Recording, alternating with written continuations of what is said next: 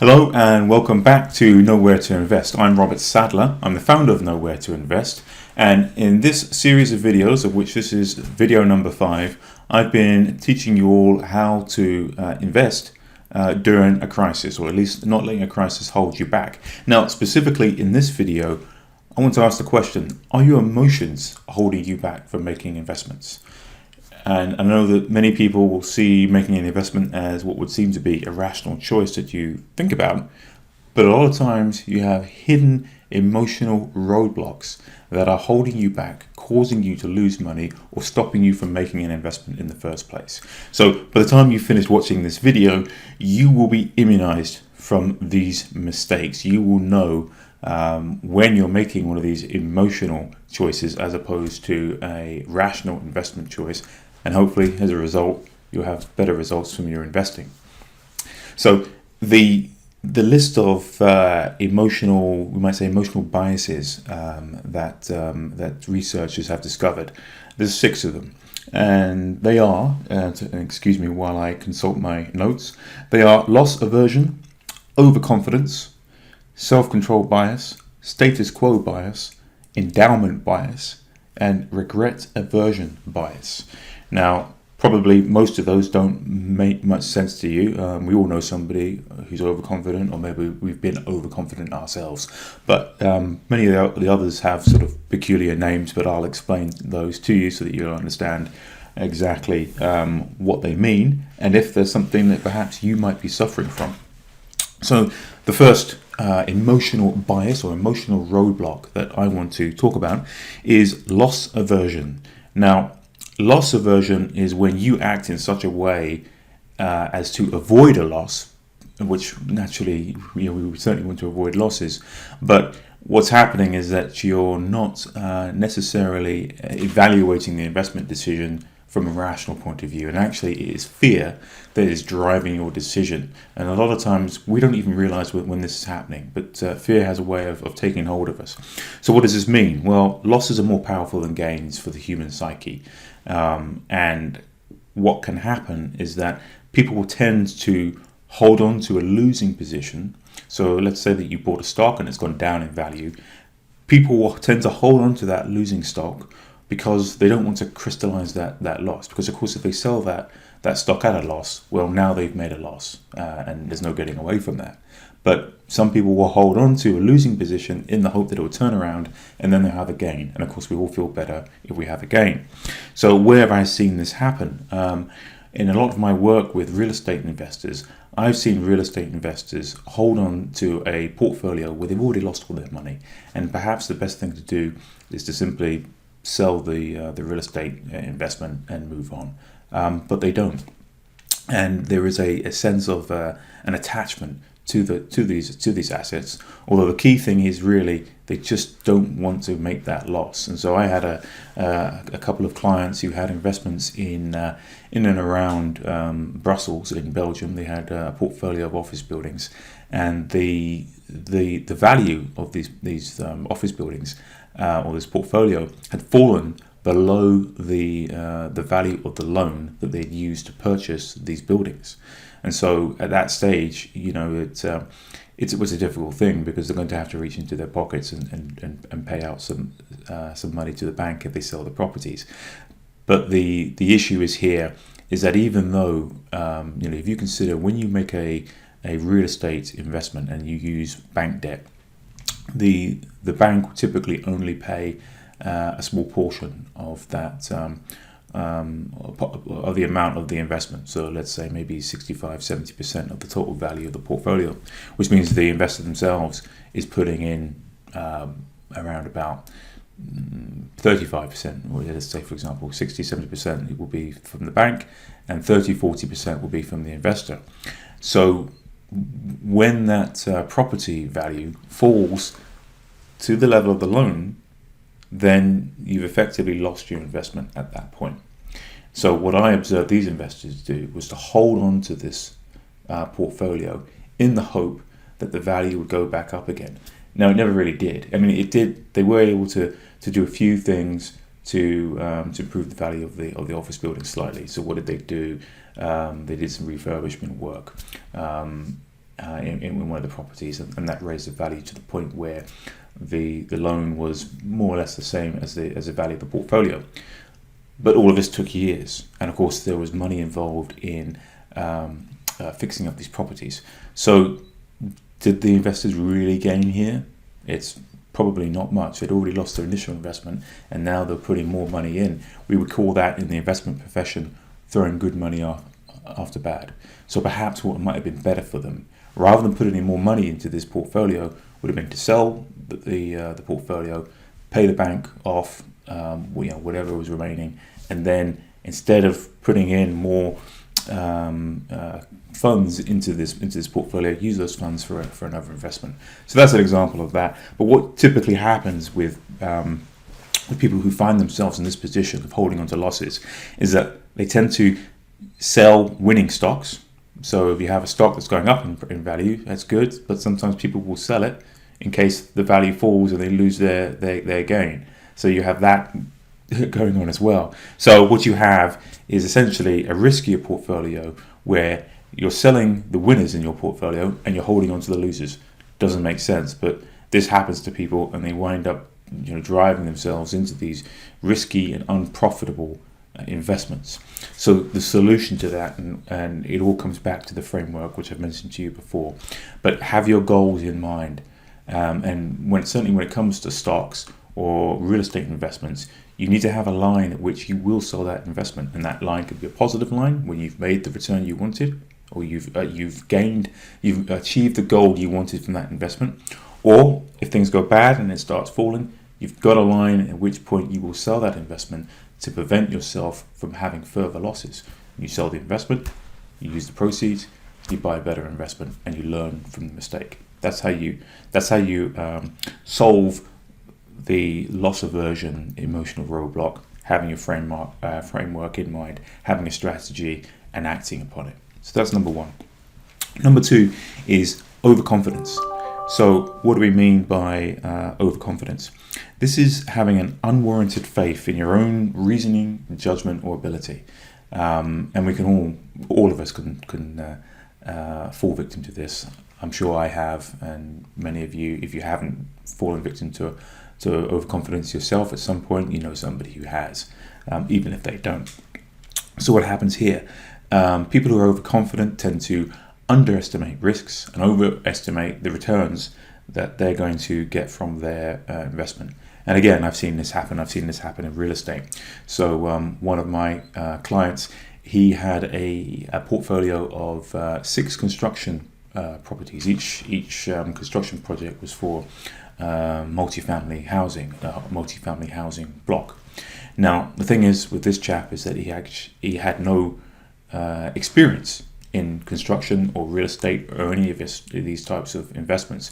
He was very good in what he did. He was a software engineer, very successful software engineer, earning very good money, and had a large degree of responsibility at the company where he was employed.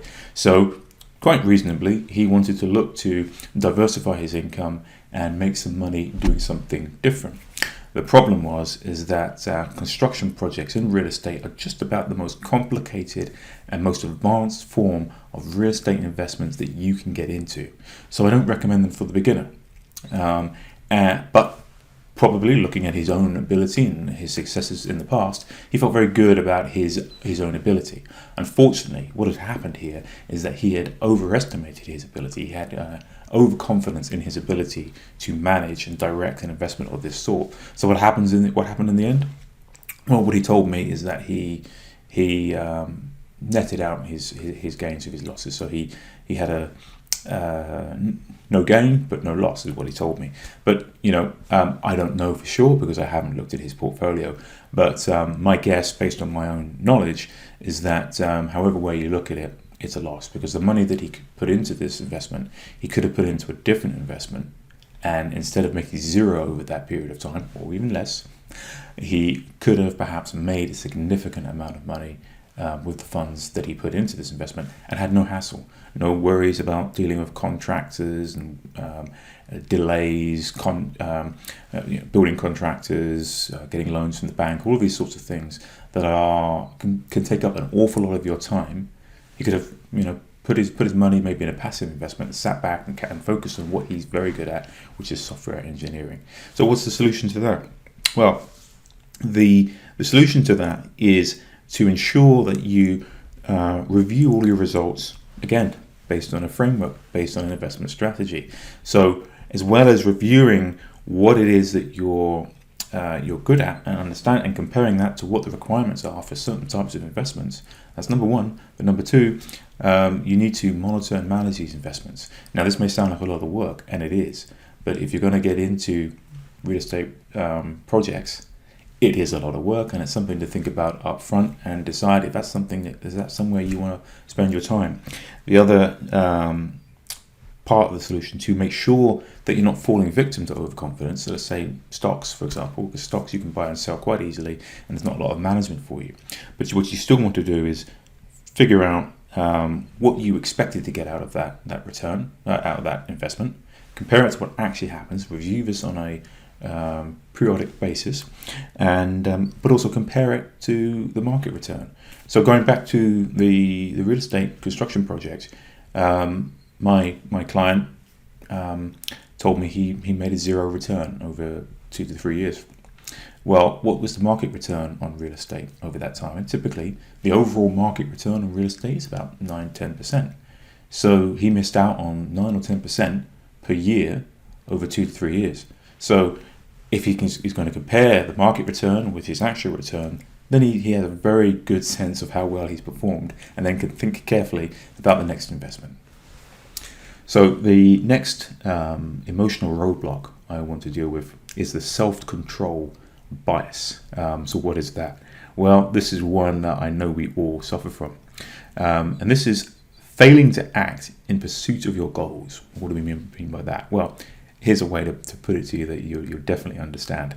If you're anything like me, anything like most people in society, it's like eating cake when you want to lose weight. So you've already set a goal, you're trying to lose a few pounds, maybe it's after Christmas, you put on a few pounds over Christmas, and now it's January, early February, it's time to lose those pounds.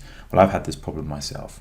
Not only last year, had a great Christmas and put on a few extra pounds, but for some reason I couldn't seem to shake them. I didn't shake them over the course of 2019. It's just too many treats. One of my Christmas gifts was a cooking book for baking cakes, and I made full use of that and failed to lose the weight. So what are we saying here? What we're saying is that you need a certain amount of self-discipline in order to achieve your goals, and this is really, really important. It's all great having a framework, having a strategy, but if you don't act on it, or if you act in a way that is actually detrimental to your strategy, well, obviously you're never going to meet your goals. So what's another example here that I know we all suffer from? Saving for retirement. It's not fun, right? It means that you've got to give up some instant gratification. You've got to give up something now so that you'll have something in 10, 20, 30, 40 years when you retire. And what can happen in response to that, we see this happen, once you get to, say, your mid-50s, and you realize retirement is just around the corner and you haven't saved, what do people start doing? They start getting involved in riskier investments. Why? Because they've got to make up for lost time. But what can happen here? You get into this risky investment, it all goes wrong, and you still wind up with nothing or less than what you would have done if perhaps you had, perhaps maybe done a more a conservative investment, but maybe pushed off your retirement a little bit later. But this is an important thing to keep in mind, and an important emotional roadblock to stay on top of, and to be honest with yourself about, because otherwise, it can be real trouble for us down the road. There's nothing worse than, having a great and successful career, and you get to 65, 70, you retire, and now you have to work in a supermarket to make ends meet. I don't want that for you. I don't want it for me. So, self-control bias, what's the solution there? You've heard it before, framework. And what's really important here is you keep you keep looking at your goal. You keep looking at what your expected result is going to be. Once you've decided how much money you need to retire, and you've decided what return you can reasonably make over the years, and you know how much you need to put in, you simply compare what's happening today, how much money you're putting away, and then you do the forward-looking calculation. So you've been able to get 6-7% annual return quite easily. You're putting in $500 a month, let's say, per month, towards your goal. Do the calculation, run the calculation. Will $500 a month at this return get me to $1 million, $2 million, $3 million, whatever I need to retire comfortably on at age 55? And you can do that calculation every year and make sure you stay on target. And when you see that in black and white, that's something that blasts through those that self-control roadblock. When you see it in black and white that perhaps you're falling short, can make you a little bit frightened, make you a little bit scared. You don't want to be working in the supermarkets when you're 70 years old. It can get you back on track. So that's a potential solution there. But as I say, framework. I'll keep saying it, but you've got to have frameworks guiding your investment decisions. So what's next? Status quo bias. What are we talking about here? Well, it's a tendency of us to just do nothing instead of making a change, because making a change, it can be effort sometimes, right? It can be, you're going to have to do some research, to study investments, right? You're just going to have to do that. You're going to have to figure out how to make the investments. You're going to have to do the work to put the framework together. It's work. So when confronted with work, people tend to find other things to do, find things that are more interesting. Watching cat videos on YouTube or something else, instead of sitting down and putting in that honest work that needs to be done so that you can achieve your goals. So, and what's another aspect? Well, one of my clients told me that he had something like $500,000 put aside in bank accounts and savings accounts, and he'd been saving for 20 years, so he had a significant amount of money, all of his wealth in a savings account for that matter, and so he was considering investments, which is why he spoke to me. But his wife said to him, well, saving in a bank account has worked so far, right? So why change, right? Why get into all this investment stuff? You might lose all your money. And so when you've got people, whispering these things into your ear, it can be something else that can make you sort of, the savings account has worked until now. But has it? How do you know? Well, here's the solution to that. Well, first of all, one of the problems with that is that you will likely have a portfolio of investments that's inappropriate for you. So if all of your wealth is in a savings account, and as I've said before in other videos and on my blog, savings accounts are giving you negative returns every year, right? So that's going to be inappropriate for most people, especially if they're investing for retirement. So that is inappropriate. And also you're going to miss investment opportunities because you're not looking for any. You're just sitting back and, with your savings account. So what do I recommend here? Once again, framework. So what are we talking here? What I try to get people to do is look at the results of the status quo investment, keeping money in a bank account, and compare that to what can happen if you place that money, for example, in a diversified portfolio, and do the math. And we'll run that for 10, 20 years. And we'll also check to see, well, if you keep your money in this bank account earning negative interest, are you going to have enough money to retire in 10 or 20 years? You're going to retire early? Is the savings account going to help you do that? Probably not. But will a well-diversified investment portfolio help you? I'm quite certain it will. But we do the math when we make sure that it does. Once again, have a framework, have goals, check your return requirements, figure out how much money you can put aside, and compare your return requirement to the return you're getting. Is it working? And likely as not, if you're stuck with the status quo, if that's your emotional roadblock, it's probably going to hold you back. And even if you do make your goal in that time, you're still giving up a lot. You're leaving money on the table. You don't want to be doing that. Next, the endowment bias. And this is where people form an emotional attachment to an investment. And so when does this typically happen? Inheritance. So a relative that you love dearly passes away and leaves you with a property, for example. A lot of people will find it very difficult to sell that property because they feel indebted to their relative, even though they've passed on, to maintain that property and keep it in the family. The trouble with that is that you can wind up with an inappropriate allocation to, say, property, for example, that's not appropriate for what your goals are. So while on the one hand it's understandable, to want to keep something like that in your family, on the other hand, it could distract or prevent you from reaching your goals, which I'm sure your departed relative would want you to achieve and would want the best for you. And where have I seen this? Actually, I've seen this with my grandmother. So my grandfather passed away a few years ago. Naturally, my grandmother lived in the house with him, and it was very difficult to move out of that house for her, even though it was clearly the rational thing to do, because she was by herself.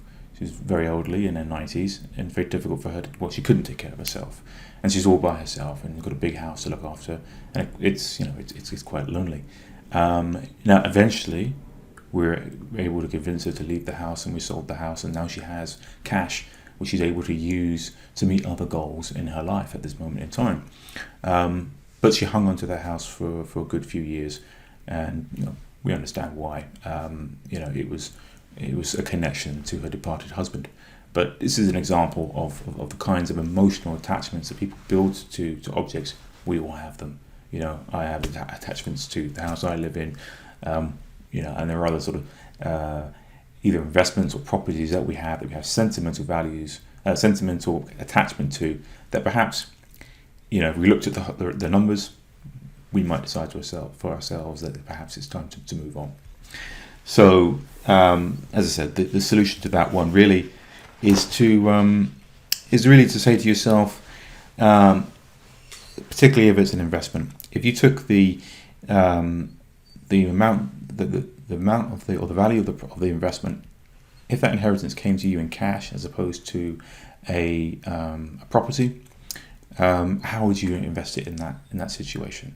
And now compare it to where it's invested now with this property. Then it's easier then to start thinking about where actually you should actually take with this property, which is presumably to sell it and invest the cash. And the last one, regret aversion. So what are we talking about here? And the titles of these emotional roadblocks they're very peculiar, I think, and probably you think so too, because obviously they've been created by researchers. But what do we mean by regret aversion? Well, nobody wants to feel regret. So what happens as a result? We avoid making decisions out of fear that we will regret the consequences of our decisions. And this can keep people out of the market at the best times, or in the market at the worst times. So a friend of mine, really smart guy, a physicist and mathematically inclined, he had an algorithm that he'd used to calculate when the best time to buy in the market would be, and naturally he would think that would be at the bottom. His algorithm had told him that when the bottom was, but he didn't buy at that moment because he was afraid that actually maybe his algorithm was wrong, and maybe the floor of the market was still further away. So he didn't buy, and what happened? Well, the market went back up. So he didn't buy at the bottom, and he missed out on all those gains because he was afraid of losing. In other words, he didn't want to feel regret for a bad decision, but in the end, the bad decision turned out to be the decision not to invest. So how do we deal with that? Well, and I'll point out another aspect of this that is interesting, and you undoubtedly observed. This kind of avoidance of regret encourages herd behavior. So I get this all the time. People will say to me, now's a great time to buy cryptocurrency. I say, why? They say, well, it's just gone up in price. Well, is that necessarily the best time? Or would it be better to wait for it to go down in price and you can buy it at a discount? These are the questions we need to ask ourselves. And you see it the other way around. When the stock market goes down, people start selling their stocks because they're afraid they're going to go down. Now, the way to deal with this is one of two ways. Long-term diversified investments. So you have your framework, you've got your goal, you're investing for retirement. So what happens to the market in the meantime? Irrelevant. What happens is are you on track for your goals? That's the only question you need to ask yourself. Or if you're more interested in making specific investments, then you need to make sure you only make those investments based on an objective analysis. This means that you're going to have a certain level of expertise in that investment in order to do this objective analysis. And then when market prices shift, you compare what's happening to your objective analysis, your original strategy, and ask yourself, is this still in line with the strategy? If it is, you keep the investment. If it isn't, you sell. And as a matter of fact, this is how professional investors do it all over the world. This is how all the big investment companies that you've heard of, all the big investors, Warren Buffett, for example, they all work along this way. Is this investment still in line with my strategy? Yes or no? If yes, keep it. If no, sell. That's how it works, and that's the solution to stopping regret aversion being one of your emotional roadblocks. And that pretty much covers it all. I hope you found this useful. If you did, please like the video. Remember to subscribe. As I've also said, I have a free book and a free investment course, which is customized for your specific challenges. That's available if you just click the link in the description below. And the next video will be on the topic of why your real estate investment is not passive income. I hear this all the time. I'm going to address it in a video and hopefully help you guys out. All right, well, this has been Robert Sadler, founder of Know Where to Invest. Hope you enjoyed the video. Thanks for listening. It's been great.